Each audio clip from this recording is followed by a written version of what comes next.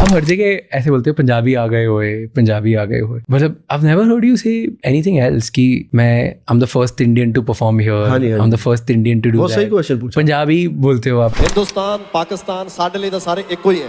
अप्रैल 2025 का वो काला दिन जिस दिन जम्मू कश्मीर के अनंतनाग डिस्ट्रिक्ट के पहलगाम में कुछ ऐसा होता है जो पूरे देश को हिलाकर रख देता है। 26 निर्दोष लोगों की जान ले ली जाती है सिर्फ इसलिए क्योंकि वो इंडियंस होते हैं। उन्होंने उन आतंकवादियों को कुछ बिगाड़ा नहीं होता है, उनकी बस ये गलती होती है कि वो एक भारतीय होते हैं। लेकिन उसके बाद हमारी सरकार एक के बाद एक जो एक्शंस लेती है उसके बारे में आप सबको पता ही होगा। फिर चाहे वो इंडस वाटर ट्रीटी सस्पेंस करना हो, पाकिस्तान के साथ सारे ट्रेड रूट्स क्लोज करना हो, या फिर उन पर फुल फ्लेज अटैक करना हो। मतलब इंडिया ने एक के बाद एक काफी सारे कड़े कदम उठाए थे और उन्हीं में से एक कदम था पाकिस्तानी यूट्यूबर्स चैनल्स और उनके आर्टिस्ट को परमानेंटली बैन करना, जिसमें कई बड़े बड़े नाम भी थे जैसे कि तला अंजुम, आतिफ असलम, अली जफर, बिलाल अब्बास वगैरह वगैरह। और उनमें से एक बहुत बड़ी पाकिस्तानी एक्ट्रेस हानिया आमिर भी थी। जी हाँ, वही हानिया आमिर जो कुछ टाइम पहले तक इंडियंस की क्रश बनी हुई थी, जिसे इंडियंस ने मानो ऐसा सर चढ़ा रखा था जैसे अगर उनसे हानिया उनकी प्रॉपर्टी के पेपर्स भी मांग ले तो वो खुशी खुशी दे दे। तो 23 जून 2025 के दिन दिलजीत दोसांझ के इंस्टाग्राम पे उनकी अपकमिंग मूवी सरदार जी 3 का ट्रेलर आता है। यह मूवी इंडिया में भी और वर्ल्ड वाइड 27 जून को रिलीज होने वाली होती है। सब कुछ अच्छा चल रहा होता है कि तभी उस ट्रेलर में एंट्री होती है हानिया आमिर की। अब बस हानिया आमिर के दिखने के बाद से ही दिलजीत को बैकलैश मिलने की शुरुआत हो जाती है। ट्विटर से लेकर इंस्टा तक बड़े बड़े मीडिया हाउसेस भी इसके बारे में बात कर रहे होते हैं। बात इसलिए हो रही होती है क्योंकि हानिया आमिर कुछ टाइम पहले इंडिया के खिलाफ भर भर के स्टोरीज डाल रही होती है। और अगर आप एक न्यूट्रल पॉइंट ऑफ व्यू से सोचोगे तो हानिया आमिर अपनी जगह गलत नहीं है और हानिया का पूरा हक बनता है कि वो अपने देश के सपोर्ट में स्टोरी डाले, अपनी देश के साथ खड़ी हो।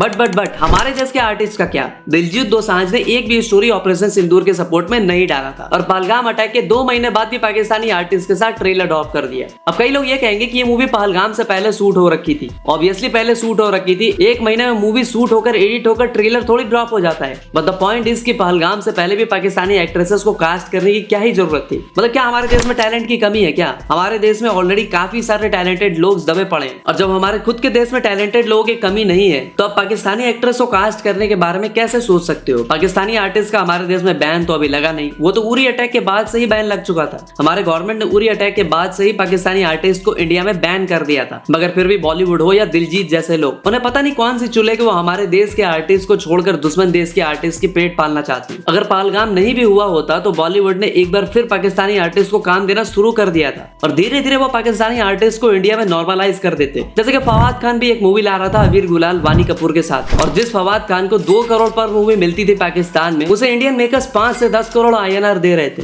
मगर उसी वक्त पहलगाम अटैक हो जाता है जिसके बाद से मूवी के रिलीज पे भी बैन लग जाता है। अगर बैन नहीं लगा होता तो ये मूवी अब तक रिलीज हो गई होती। पाकिस्तानी एक्टर्स नॉर्मलाइज हो जाते, वो कमाते यहाँ से, टैक्स भरते पाकिस्तान में, जिसका यूज वहाँ की गवर्नमेंट किस काम के लिए करती है आप अच्छे से जानते हो। यानी कि इनडायरेक्टली ऐसे मूवी मेकर्स के हाथ हमारे देश के मासूम लोगों के खून से सने। खैर अगर हम दिलजीत पे आए हैं तो दिलजीत यहीं तक नहीं रुका। उन्होंने एक तो हानिया आमिर के साथ मूवी किया और उसके बाद जो चीजों को जस्टिफाई की अपनी ऐसी लॉजिकल स्टेटमेंट देकर। मतलब उनका कहना है कि कंट्रीज में आपस में वॉर चल रही है मगर म्यूजिक ऐसी चीज है जो कंट्रीज को यूनाइट करती है। अगर हमारे देश से आगे बढ़कर मदर अर्थ पे भी ध्यान देनी चाहिए। ये सारे बॉर्डर्स एक ही मदर अर्थ के पार्ट है। तो क्या उन 26 मासूम लोगों की जान की कोई वैल्यू नहीं है दिलजीत के नजरों में? अगर कुछ वैल्यू होती तो शायद दिलजीत ऐसे डिप्लोमेटिक आंसर नहीं देते। मतलब आपको क्या लगता है आप एक पॉलिटिशियन हो? नहीं ना। इस टाइम पे तो सारे देश यूनाइट होकर पाकिस्तान के खिलाफ सारे मिलकर बॉयकॉट कर रहे थे। ऐसे में इतने बड़े आर्टिस्ट से इतनी बड़ी बातें क्या बयान करती है? यही ना कि ये सब वॉर वगैरह तो फालतू की चीजें हैं। अगर वो 26 लोगों को मार के चले भी जाए तो आप अपनी आंखें बंद कर लो और खुद को मदर अर्थ का बच्चा समझो।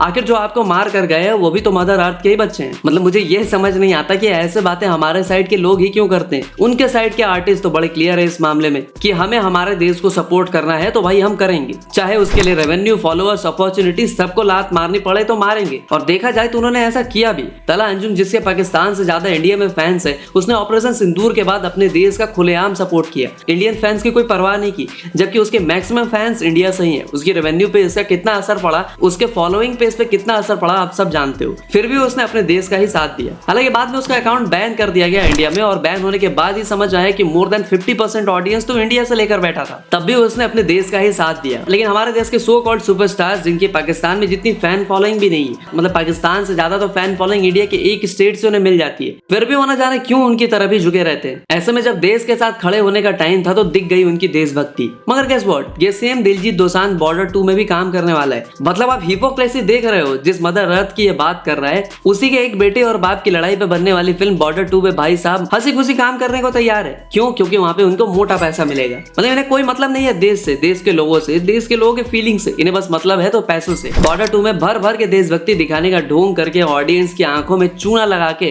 करोड़ों रुपए लूट के ले जाने का प्लान है दिलजीत का। दिलजीत की हिपोक्रेसी तो तभी एक्सपोज हो गई थी जब फार्मर प्रोटेस्ट के टाइम पे जिस सरकार को दिन रात पानी पी पी कर कोस रहा था, उसी सरकार के प्रधानमंत्री से जाकर मिल जाता है, उनके सामने लाइव शोज करके चला आता है, जिसके बाद दिलजीत को काफी बैकलैश भी मिला था। मगर क्या ही फर्क पड़ता है, वो अमरीश पुरी के नायक मूवी का एक डायलॉग था ना, वो चिल्लाते हैं तो चिल्लाने दो, पहले चिल्लाएंगे बाद में थक जाएंगे फिर भूल जाओ। एग्जैक्टली यही डायलॉग कहते होंगे दिलजीत भी अपने टीम को, जब उनकी टीम उन्हें मिल रहे बैकलैश के बारे में उनसे बताती होगी। दिलजीत हो या कोई और पंजाबी सिंगर, उन पे अक्सर खालिस्तान या एंटी नेशनल होने के आरोप लगते रहते हैं, और ऐसी हरकतें देखकर आरोप में दम भी लगने लगता है। जब देश को जरूरत होती है आपकी आवाज की, आपके इन्फ्लुएंस की, उस वक्त तो आप चुप रहते हो, मगर जब खुद के पैसे कमाने की बारी आती है तो बॉर्डर 2 जैसी मूवी साइन कर लेते हो। लेकिन इस बार दिलजीत की इन हरकतों के खिलाफ कुछ स्ट्रिंजेंट एक्शंस भी लिए गए हैं। जैसे कि जब मेकर्स ने इंडिया रिलीज ही स्किप कर दिया, तब federation of western India cine employees के प्रेसिडेंट बीएन तिवारी ने इंडिया टुडे से एक्सक्लूसिव बात करते हुए कहा कि वो दिलजीत दोसांझ और फिल्म के प्रोड्यूसर्स पर इंडिया में भी बैन लगाएंगे, और इसके लिए वो एक ऑफिशियल डायरेक्टिव भी जारी करने वाले हैं। बीएन तिवारी ने यह भी कहा कि उनकी कोई भी फिल्म या प्रोजेक्ट इंडिया में रिलीज अब नहीं होने वाली है, और इस फैसले में इंडियन फिल्म इंडस्ट्री का उन्हें पूरा सपोर्ट होगा, और ये दिलजीत के करियर के लिए एक बहुत बुरी बात साबित होगी। और शायद अब उन्हें समझ में आया कि 20 करोड़ की पॉपुलेशन को खुश करने के लिए 100 करोड़ से ज्यादा की ऑडियंस की फीलिंग्स को लात मारोगे तो भाई इतना बैकलैश तो झेलना ही पड़ेगा। सो आई थिंक अब समय आ चुका है कि सिर्फ दिलजीत की नहीं, कोई भी एक्टर या मूवी मेकर्स पाकिस्तानी टैलेंट को सपोर्ट करे